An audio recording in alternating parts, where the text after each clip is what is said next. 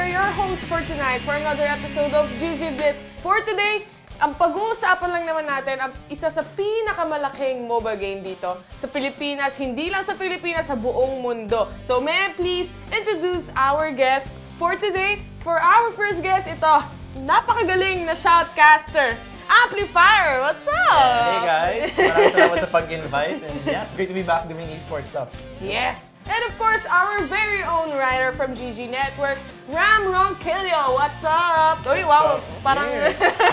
Thumbs up! Thumbs up! Let's jump into our first topic right here. So, MSI. Sa mga hindi nakakalam, ito hindi brand to. MSI is mid-season invitational. So, nagbago sila ng kanilang format, right? Yes. From IWC, napunta sila sa play-in stage. Yes. So, let's clarify, of course, sa mga hindi pa nakakaalam. IWC stands for International Wildcard Invitational, which is for MSI.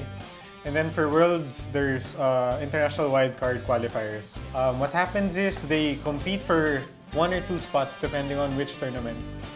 And the difference with that and play-in is if you guys watch Dota, it's similar to the wildcard stage of the international. Yes. So parang kumbaga sa international is may mga invited teams. Yes.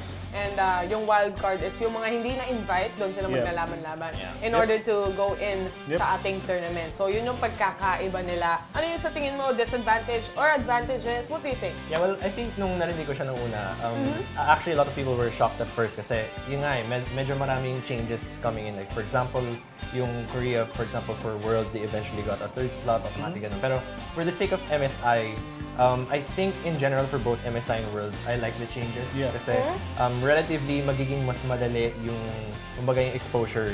Now with play-ins, you're not all randomly grouped as strangers. Now you all get your own segment in the tournament itself. You're not really segregated into some random tournament that people don't really watch. Riot really made them a part of the whole event. So for me, it's really nice that they get to be a part of it. Kamusta naman kaya ang ating Filipino teams? In the last 2 years, how have our LoL teams performed? What do you think? So for the past 2 years that I have been a caster, I have to be honest now, the Philippines in general has been one of the struggling teams in C because currently in Southeast Asia, yung pinakamalakas na teams natin, mostly they come from Vietnam. So for example, to name a few, Saigon Jokers, for example, Bangkok Titans, they're some of the strongest in C. So generally in Philippines, actually lumalaban naman tayo. We're able to give them a pretty good fight. It's just that in the end, you can only have barely one. miss the mark. You barely miss the mark. So there's so much more development that the RC needs to go through before we can really compete on a mainstream level with the countries outside. Sa tingin niyo ba, ano yung pinakamalayong narating ng ating Philippine team? The furthest, lang naman. The furthest we've gone is Mineski back in, I think, 2013. Season 3. Yeah, Season 3. We got into Worlds that year. We didn't win, but we actually performed at Worlds because of, I think, one of the other teams didn't have visas for it. So Mineski had the buy-in.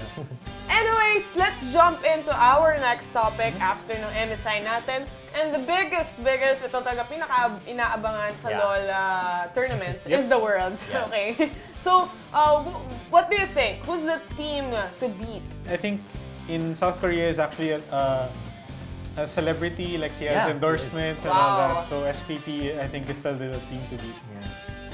Any other teams sa tingin nyo, maliban sa SKT? Maliban sa Korean teams. Maliban sa Korean teams? Actually, on world rankings, majority of the time, Korean teams pa rin talaga yung top. Like for example, KT Rolster, Samsung Galaxy, Africa Freaks, they're really some of the stronger teams right now. Pero at the same time, there are also a bunch of other teams that are starting to show potential. Halimbawa yung sinasabi mo namin kanina, yung Cloud9. Cloud9 is looking very impressive. I think North America as a region this season looks pretty good. This year, sa tingin nyo ba, it's time? Or medyo malabo pa? Okay. For the Philippines. This year, no. Within the next 2 or 3 years, possible. Why? Why do you think so? Because I think the salary thing would affect the players and how they play. I remember we were talking earlier na talagang long-term thing siya. It's a very long-term. I'm the same with Ram. I'm not really confident the Philippines can make it, but this year only. Kasi yun nga, gaya na sinabi mo, once the salary sets in and once you know, for example, They sponsors feel start to like, see that yeah. Southeast Asia has that potential, you know, the investments will become bigger and there will be more support for our players. And now, the players, you know, instead of having to focus on yung iba-ibang bagay na hindi related to esports, they can really just narrowly focus on esports. Yeah. One thing that Filipinos need to learn is strategy in game. Because the way I see it, the way Filipinos play is still scrappy. Parang I can get this skill, I will get this much kills, but they will not focus on the objectives or work as a team. Yeah. So I think it's one thing to have a good composition, but it's another thing to implement and execute their plan in game. I think one of the most important things that any budding team needs to know is probably one of the reasons why, for example, players like Faker are so great, which is to really stay hungry and be willing to learn. It's not only the teams that need to be patient, also the viewers. I mean, I know a lot of you, pati, lalo na ako, ang tagal-tagal ko naghihintay na makakapasok yung Worlds, but I think that's really all we need to do is patience. Kasi, I mean, I can honestly tell you now, no bias or whatever, I really feel like, I mean, di ba, other games pa nga lang, like Dota for example, we're already reaching really far places. Oh, andun na tayo papunta na tayo there. Took us a while in Dota, that's the best example. Yeah.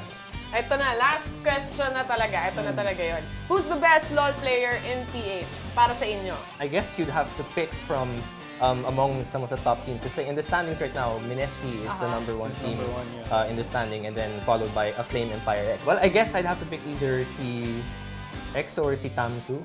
I think both of them are really instrumental sa team nila. Probably go for EXO because he's been there a while. And still he's relevant in the game.